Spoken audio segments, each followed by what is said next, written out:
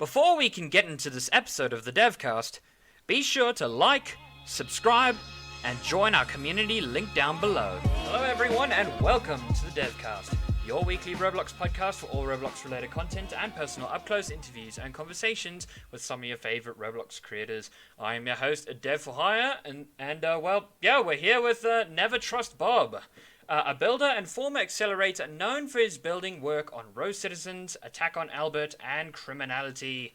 Please welcome NeverTrustBob.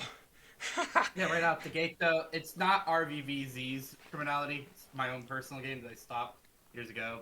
Oh, I see. Is that his game did release? His game ended up releasing and being pretty popular. It's Oh, I see. Yes. I just don't want any confusion because their fans might get confused. But... Oh, that's awesome. Anyway.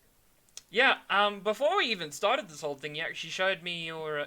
I could see in the background you have a giant Roblox banner. Would you mind explaining where you actually got that from? Because it looks sick. Actually, it's really awesome. I actually have bought one for a friend before, or convinced friends to get them. Yeah. It's off Amazon. It's like $30, and Yeah. it's huge. You can get it in different sizes and styles too. Yeah. I have it like just as my background because I mean it's better than just looking at a blank wall. Well, I mean, yeah, I think that quite indicates quite clearly that you're quite passionate about Roblox. It's my life. Yeah. And then you said that you had like a neon sign with your actual name like in front of you. Is that correct? Yeah. Yeah, this was a little bit more expensive. Oh, wait, no, it's hard to you. see because it's real bright. Yeah, it's behind me. Oh, yeah, it's pretty bright. I don't usually keep it on all the time actually because I don't have the controller for it anymore. Yeah. But yeah, I got that off Amazon as well for it was a little more expensive. But it looks quite custom though. Like, was it a custom? Yeah, it thing? is. Oh, yeah, I see. Like $170, and it took like 6 months for it to be delivered. Oh, that's wild. I forgot about it. Oh my gosh! So You're like, oh, I remember that. This giant neon sign of my name just showed up. Oh wow! Great. Wow. That's amazing. Yeah. Well, I mean, I was just thinking, like, who would even have a sign just laying around saying "Never Trust Bob" just conveniently? So I was like, that's quite interesting. Someone named NeverTrustBob, known for the name. Yeah, like it'd be kind of odd if someone just picked up that sign and they just have that sign, but they don't even know who you are. They're like, I don't know, I just found this sign that says "Never Trust Bob." It's kind of cool. Yeah, but anyway, I think we should get on to some of the questions that I've thought of essentially what we could go through. And I was actually wondering to ask you, what actually got you started on Row Citizens? How did you and Row Citizens connect? Because you work on Row Citizens. It's a very unique story. Oh. He's friends with a friend of mine, Firebrand is, and it's Jandal, if you recognize Jandal at all. Yeah. I had done many commissions and worked for Jandal, and I also did the accelerator with Jandal in 2019. Oh, I see. And I had just gotten off a commission that was for making plays that they never ended up using. And I also did a commission for Calapo a few weeks prior to that. So I'd been busy with commissions, and I just finished them.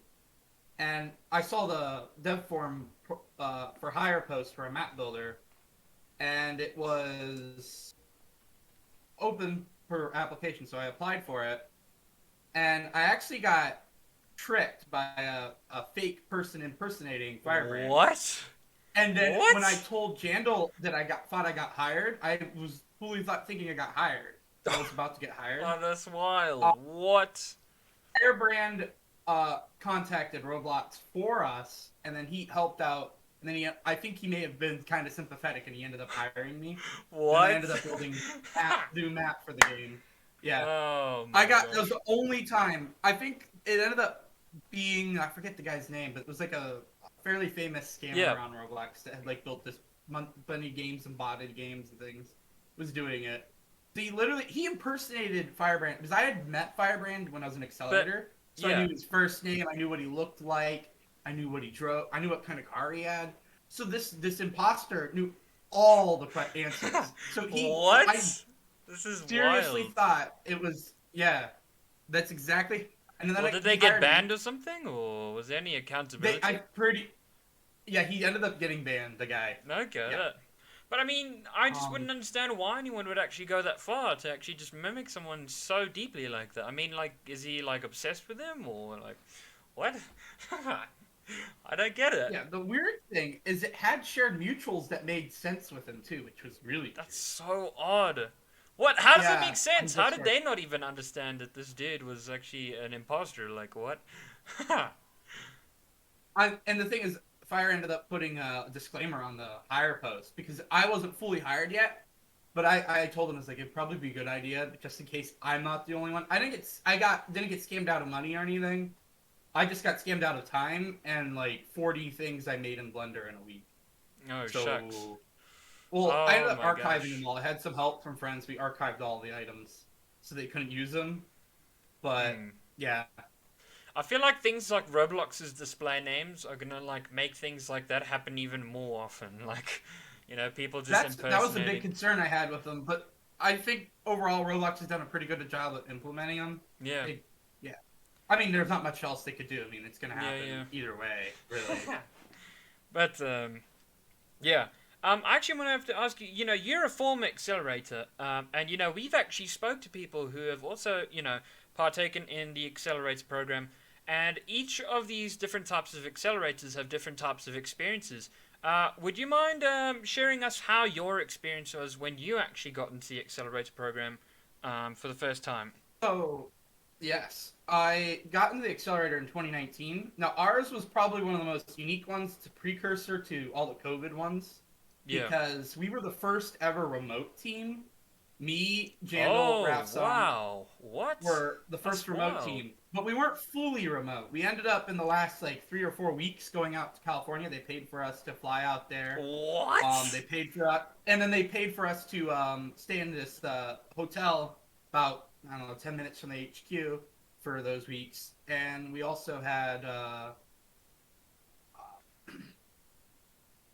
we could get reimbursed for any meals we had as long as we had Um, receipts within reason. yeah.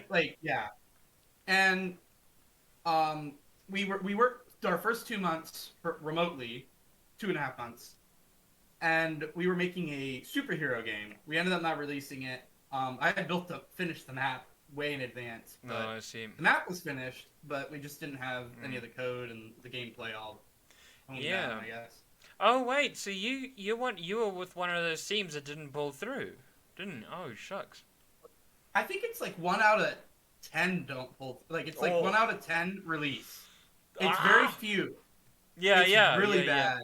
Yeah, I didn't Um, know the failure rate was usually that high though, so I was like, whoa.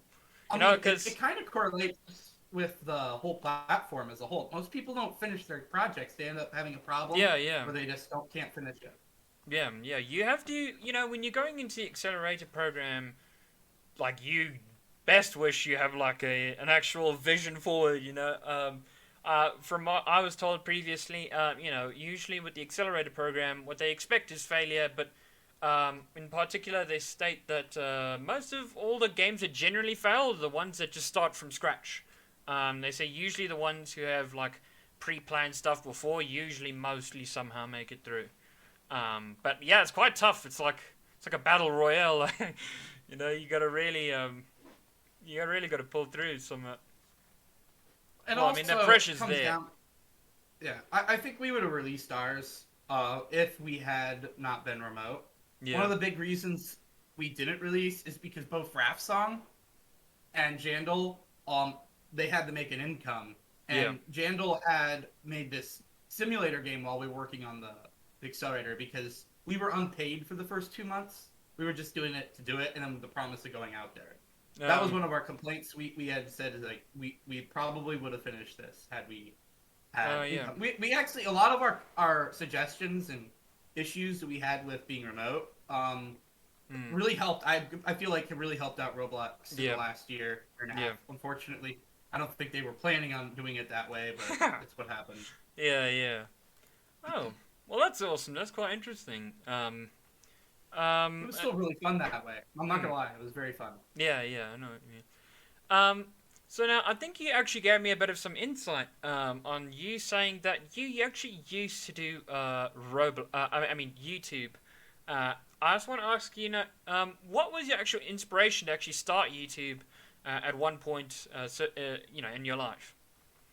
Which, yeah. It's kind of a mixture of things because marketing your game is huge on Roblox. No matter what you do, you just got to get people to see it Yeah. when you're working on something. Yeah. So at the time, I was making a Jailbreak game before Mad City even came out.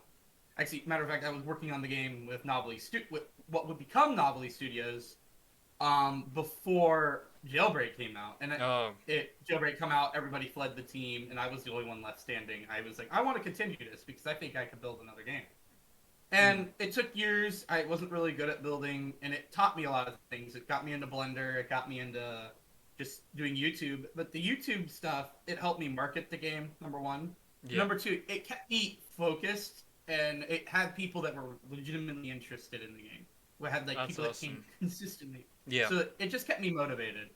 I ended up not releasing it. I had a hard time finding any reliable programmers. It's really hard to find programmers.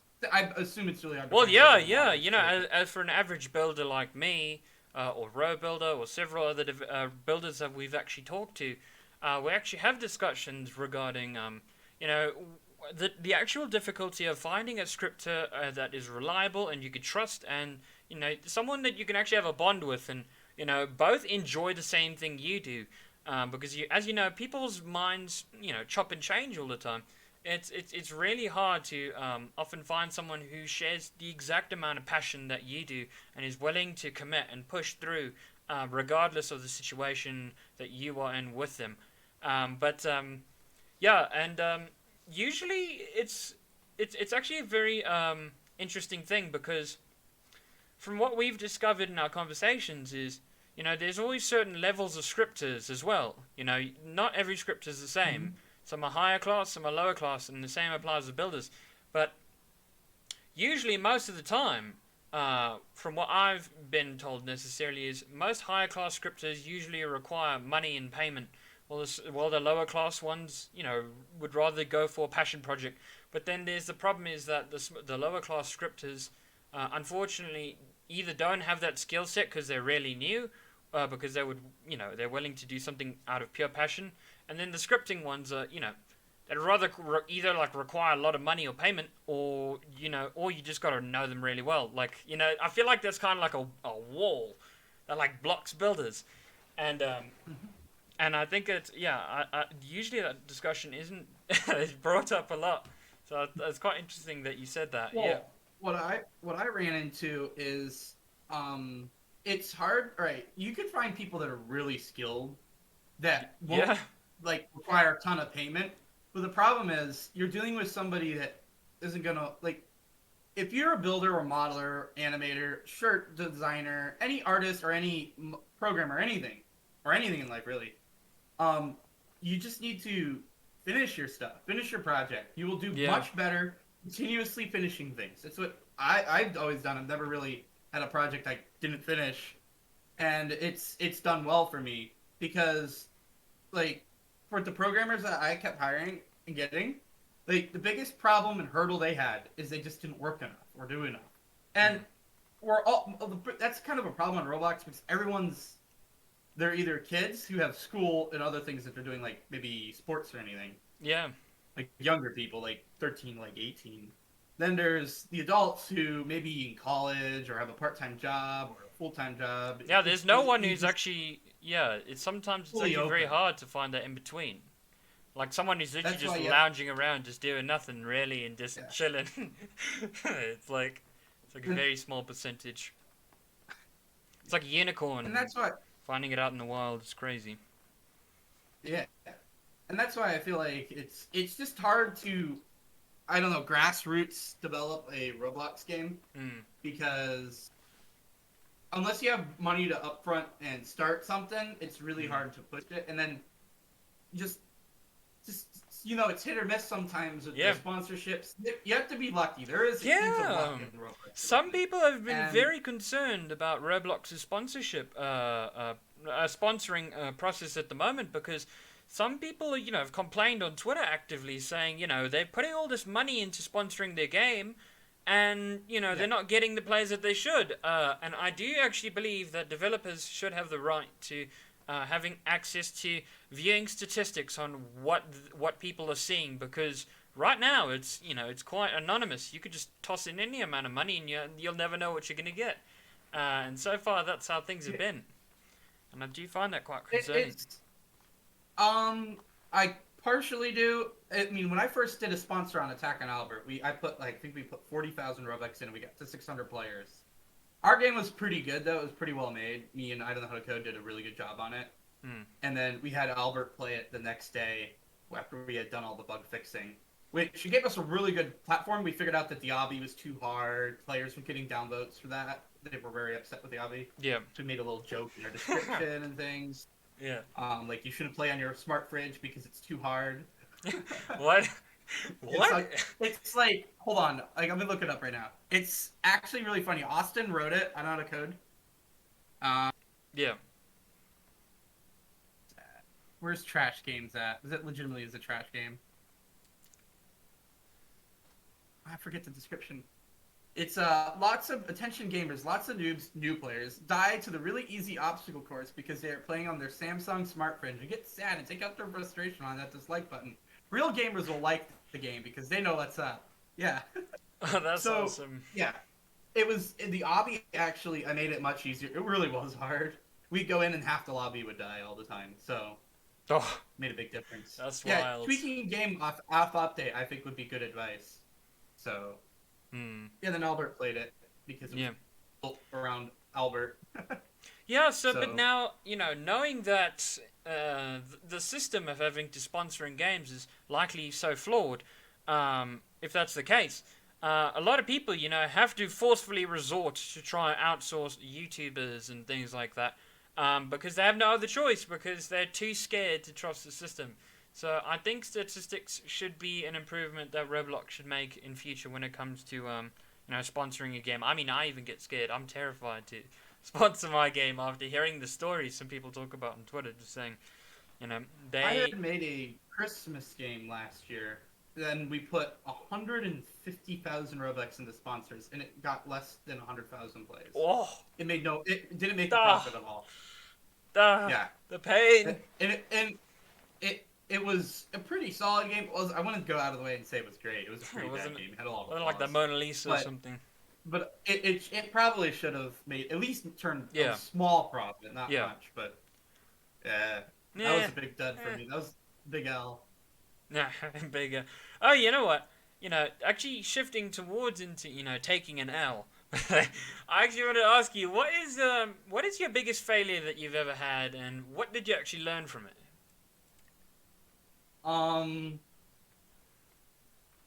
Biggest failure would probably, I'm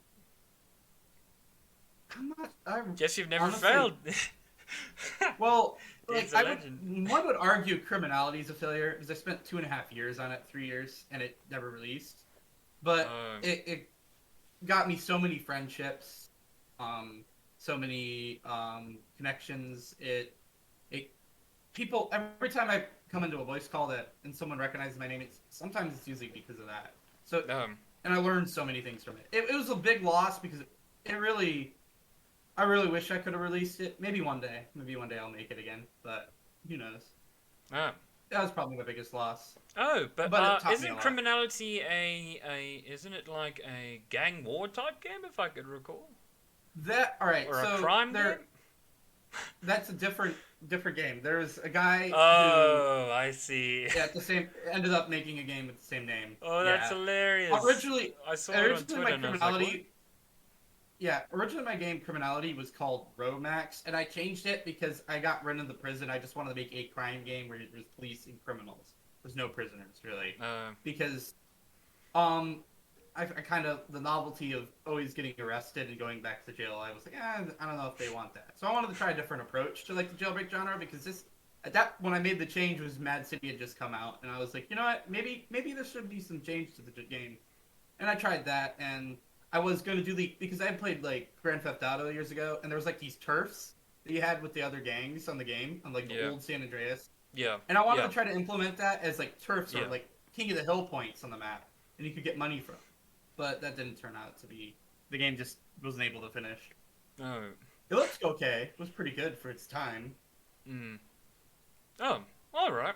Well, that's interesting. I didn't know someone else actually used the same name and everything, but that's interesting. I thought you made the game. I was like, what? When did you make like a Oh, derelict city, I would be. town, whatever, people beating each other up type game? Like, yeah, Yeah, I known that game. That even that game I know about because I knew about it when it had like 5,000 place yeah, visits. yeah. This that guy that made that game watched my live stream and thought I copied his game name, and that was untrue. Oh, no. Yeah, yeah, which That's is hilarious. because it all happened on like a sequence of events, very coincidental. I mean, all I went is I looked up the word crime on a stream with some of my viewers, and I was like, "What's the synonym of crime?" And one of them was criminality, and there was like I think Yeah. breach, but breach didn't sound as catchy. Criminality just came off real well. So this will work. This will work. And a few weeks later, he called me out because he had like a famous like horror game. I can't think of the name of it. I think it's like an S or something. Anyway, he called me out on Twitter, and I'm like, no, it was just a coincidence, man. Oh, that's Unfortunately, hilarious. I Well, I didn't mean, want to change anything. it is But quite a small world on Roblox. You probably find like 90% of all simulators all have the same name. So, like, you'd probably um, find 5 different types of simulators with the same name, and they all got like good actually, player yeah. counts. Yeah. Well, Yep. like Asimo had mentioned, I think years ago that Jailbreak. There's actually another game called Jailbreak, and the guy conceded the name and said that you could have it because the game was just that big. He ended up finding out that his name was the same, and he was like, "Oh, it's fine, it's fine." They just were perfectly fine with it. Uh, Yeah, it had like 10 million plays this other game too. It wasn't the same genre. It wasn't exactly a prison well, at game. least It he was more didn't of like a copyright the actual name, but I don't think you can copyright Jailbreak. I mean, like the name Jailbreak. I think that's like. But I mean, maybe you can actually copyright something like Jailbreak because if you can I think copyright like the company Apple, the name Apple, like if they copyright that name, I mean, you know. well, Roblox. I feel like because Roblox is a DMCA process. I'm not really fully sure what it is, but I think Yeah, that if someone was to name a game Jailbreak and it was the exact genre and it was very similar, but it wasn't exactly like let's say they stole the map and the code. yeah, It wasn't that. It was like made from scratch and had the same name. I think you could DMCA them to get them to change the name. dude, I think you could. I'm pretty sure. I'm just imagining a But big brain play. You copyright a word of like all these different types of games just so you can get them taken down and then sue them and get all the money. Savagery. well, Nah, but I Roblox don't wouldn't think allow that. that. Like I think Roblox would. Yeah, they'd be like, Work yeah, I don't know no, if that would work. yeah. But I'm just, yeah. But that was an interesting idea. But okay, all right. We're just gonna go into a quick break, real quick, and yeah, we're gonna be back in just a minute. All right. Yep, we are back. Yeah. Moving forwards. I actually have a question for you. And that is, lastly, before we get into the last remaining questions of this episode, is what advice would you actually give to someone who actually wants to become a Roblox builder and get into the building space in the Roblox world as a whole? From a Getting fellow into builder. Roblox development. Oh, I would say advice would be to just build anything, just anything. Just you don't necessarily need to build a simulator. You don't need to make money right off the bat. I think a lot of people think that it just kind of turned into like the YouTube gimmick where everyone thinks that they need to make money right away. Like Yeah. they just need to focus on quality and learning what they're doing Mm. because I don't know.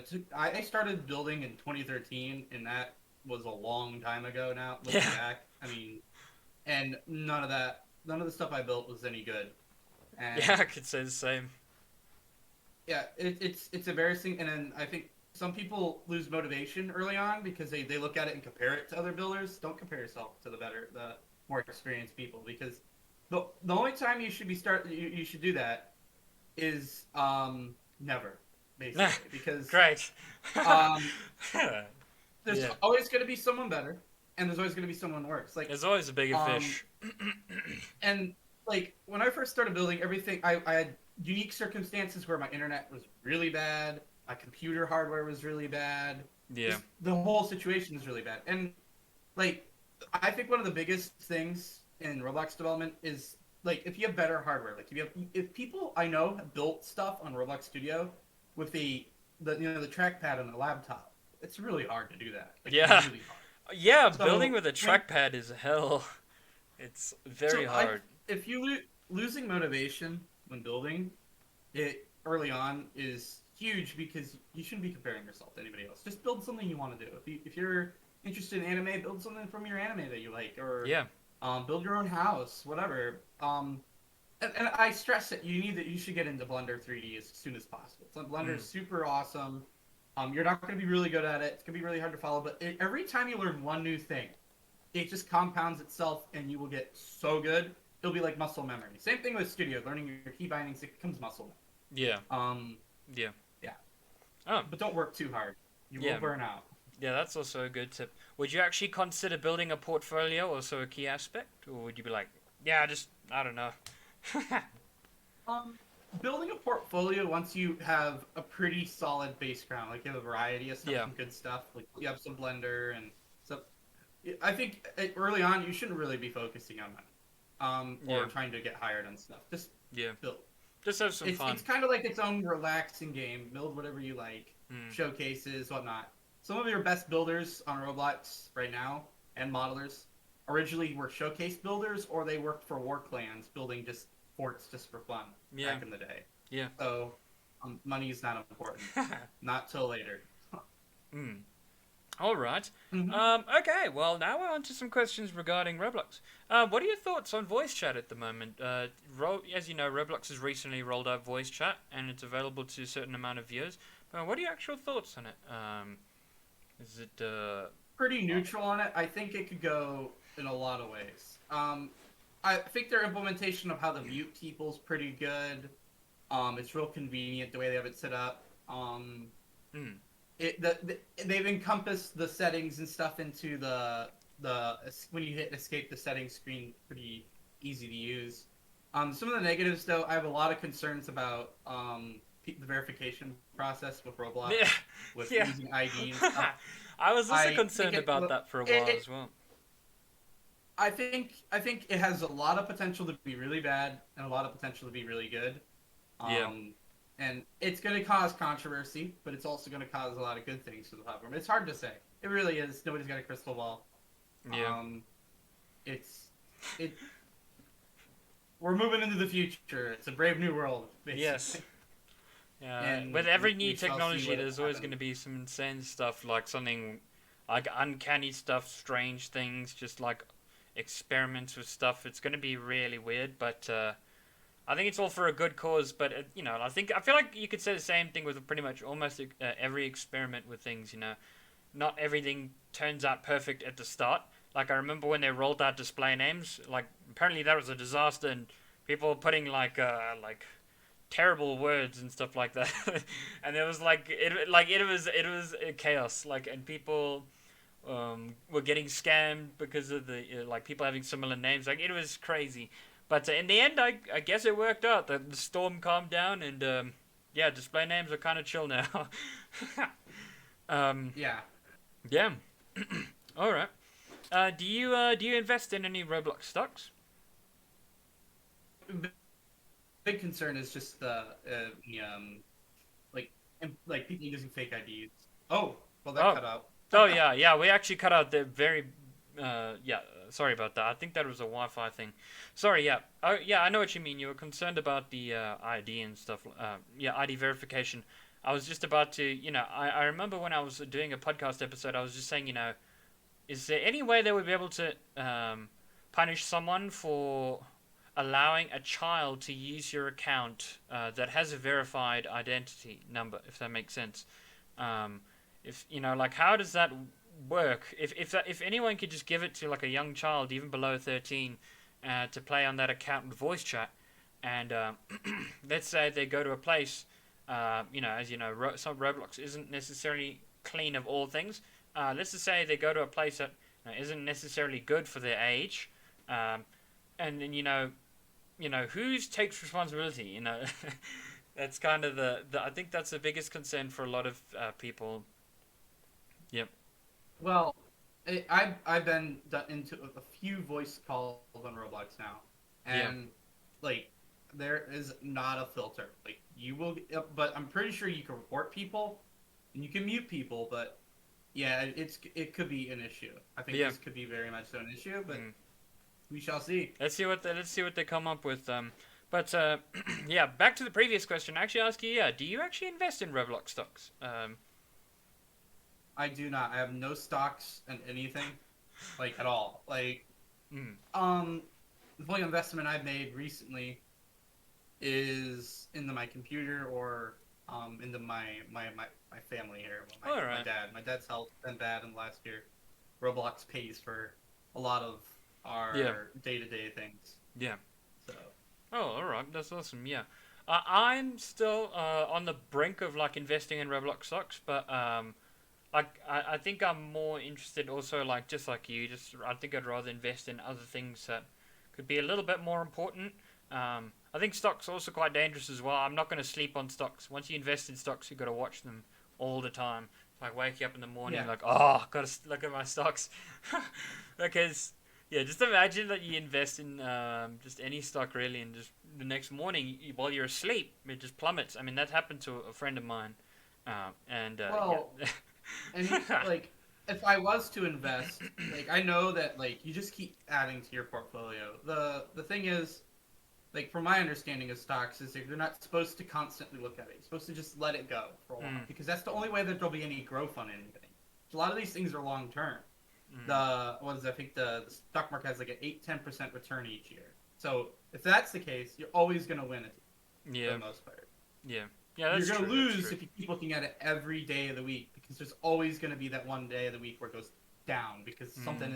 in politics. I So, think you can look at the stocks every day. It's just you shouldn't treat it as something that you should be emotionally invested in. You know what I'm saying? Don't ever be well, if you emotional. do look at it every day, No. then you're gonna get Wait, what? emotionally invested into it. That's true. That's If you true. do Yeah. get yeah, so Yeah. just let it be. Yeah. Just let it be. Yeah. All right. Do you actually play any Roblox games? Um, not as much as I used to, but I play a lot of Bad Business. That's probably the only game I play on the game platform consistently. Oh, interesting. Um, that's about it. Well, Usually, I play random but games, and I what's so special about Bad Business? You know, like what in particular do you love about Bad Business? it's a fast-paced shooter game, so it's just really arcadey. It's not like super stressful. Like it's not like playing Battlefield where you get cross-mapped and you're like, oh, now I gotta walk 20 minutes across the map again. No. You can just be boom, boom, boom, back and forth on the map, and it's just you're always in combat. It's very fun. Hmm. Very Call of Duty like, I guess. But, Hmm. I mean, the last time I ever played a first-person shooter, that was actually it was Phantom Forces. But apparently, I can't even play Phantom Forces anymore. I don't know about you, but like, regardless of your graphics, your PC, and everything, it's got really slow recently.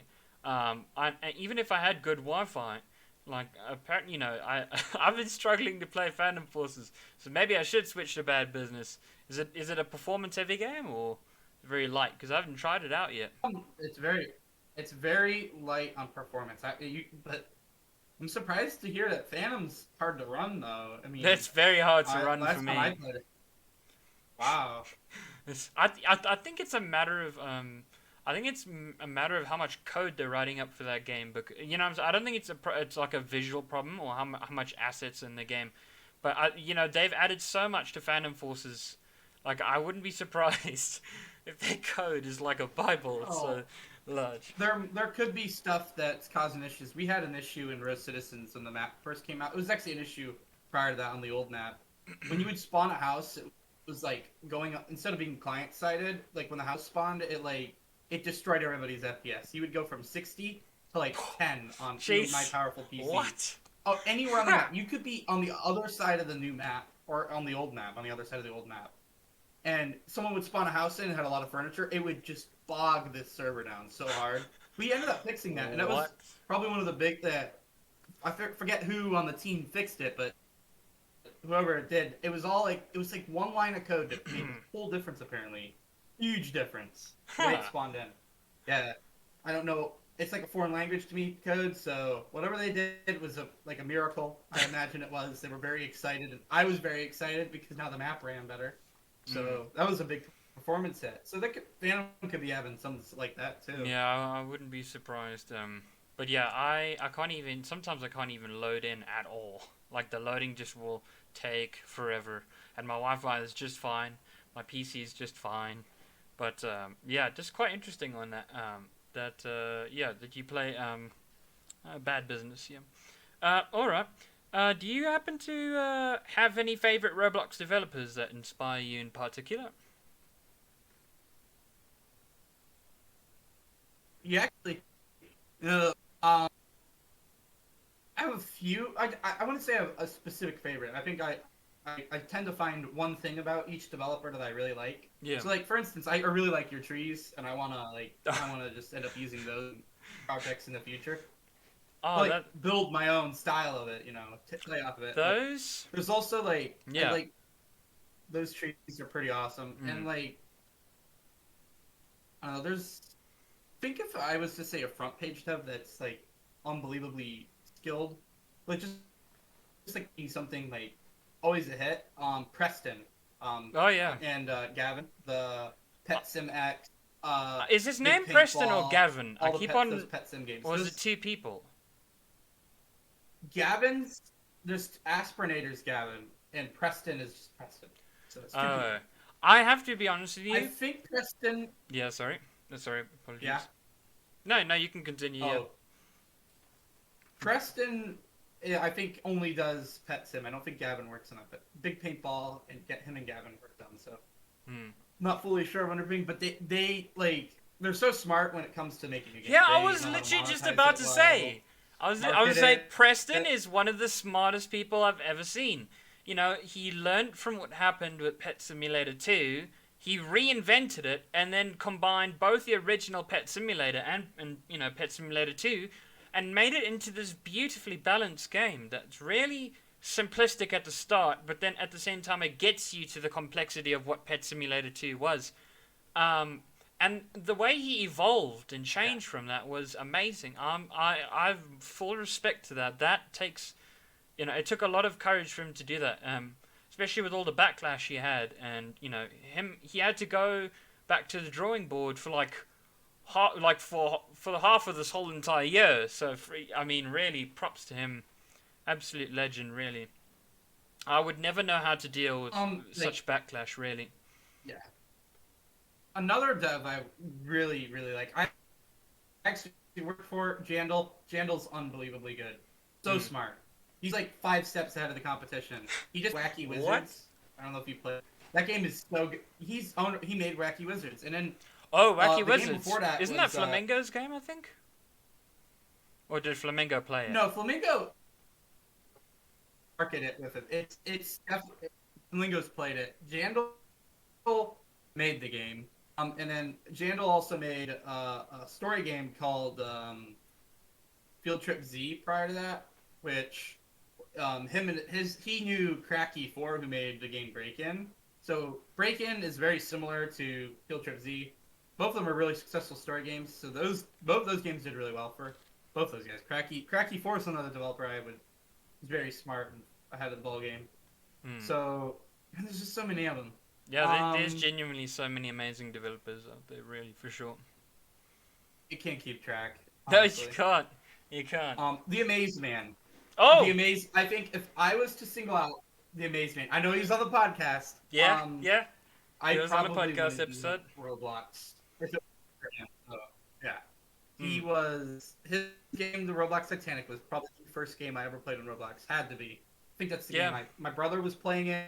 My brother and I like the Titanic. We like ships, and he literally brother carried playing our it. I was like, entire "Oh, what's that?" childhoods under his wing. Really, he did. I think people tend to forget how significant he is to the platform. Yeah. He's Because an absolute legend. his game was probably the best game back in 2009, 2010, 11, 12. Yeah. So yeah, huge, Yeah. huge. But game. yeah, when I even did that podcast with him, I also had a sense. I'm like, wow, I'm literally in a call with one of the most inspirational people to me I've ever had in my life, and I just couldn't believe it. somewhat I remained calm, of course, but I just couldn't believe it. What a legend, he really is, and how I was literally within his very presence. But yeah, he's very awesome. Amaze is an absolute legend. But yeah, you know what? There's also one developer I like in particular. He's actually my favorite developer still to this day, and that is Ardite. He makes these most silly, goofy games, but he doesn't care about making things too complicated. He really likes making games where you just can be a sausage or something. I don't know, and just roll around. Like, I mean, like to have Right. that, to have that nonchalant care in the world and just say, I'm gonna make a game about being a sausage and you can roll around. Like that's awesome. Yeah. And to actually have that He's confidence is he's amazing. super talented. At the time, when I first started on that criminality game, when it was originally Romax or whatever it was called with Novelty Studios before Jailbreak came out, he was working on that team, Ardite. Oh. And I can distinctly remember, oh yeah, a moment. Is this before any of these guys had like super big games, right? Ardite sent me a picture of a staircase I built, and he says, "What did you do? Did you just like decide not to try?" And I'm like looking at the thing, and I'm like, I have struggled up until recently. I have not been able to do staircases. Staircases have been the hardest thing to do on Roblox. I don't know why for me. So, looking back at that, like seriously, Ardite shamed me for making terrible staircases. It was really bad. It was really bad. Like, do you not use studs or something when you're making stairs? No, it's just like the gap in height was like not. It was not proportionate really well. The proportions were really weird. It just wasn't. You really almost gave me a clean heart looking. attack. Yeah, but you're supposed to use studs when you're making stairs, lad. Like, you're supposed to make a single stud like that. Are you sure?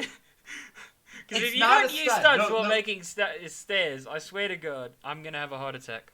I will. I will. No, the stairs in Rose Citizens are 1.2 studs in height. The gap. That's quite small. Because they have a wood piece. They have a wood piece, and then they have a cylinder on the end. Yeah.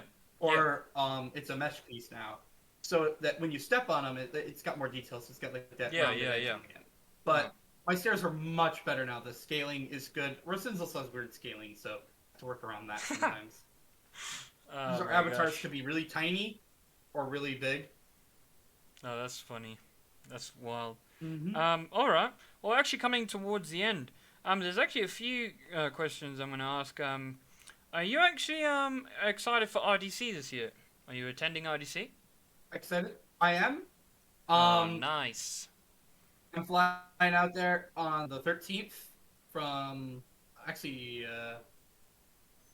flying out there on the 13th, and I will be there for the event. That's awesome. Everybody on the Rose Citizens team will be there, which is pretty awesome. Fire, Cube, and me. Oh, that's awesome. Which is pretty cool. So yeah, I was invited, but unfortunately I can't make it. I don't know if they can handle the power of us three. Oh. I see. Travel restrictions. What was that reason? Yeah. I live in South Africa, and South Africa has travel restrictions to the US. So, it is. Oh wow. Sorry. What happened? Yep. So we're going to I'm going to RDC. Yeah. Oh, all right. Cut out again. Oh, sorry. Yeah. We are cutting out quite significantly. We're probably having some technical issues at the moment. This usually does happen. We have to cut it out, but yeah, we could easily cut this out if we have to. But you can do the question again too. It's not that big. Nah, it's not too much of a problem. All right.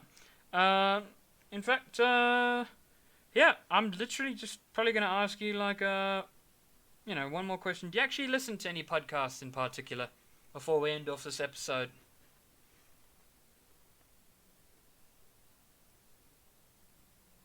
No, I really don't. I end up just working on. I just work all day long. I really do. I work like. I may not do a ton of progress because I get distracted easily, but I do like. I 6-8 hours a day, every day of the week. Yeah. That's mad respect. You got that grind set. Yep. That's awesome. This update, every update with prisons is like so much work. Unbelievable. We put in. Oh, all right. Content. Okay, well, yeah, I think we're just going to end off the podcast roundabout here. But yeah, thank you guys all for tuning into the DevCast. And yeah, we'll see you guys all next week. Cheers.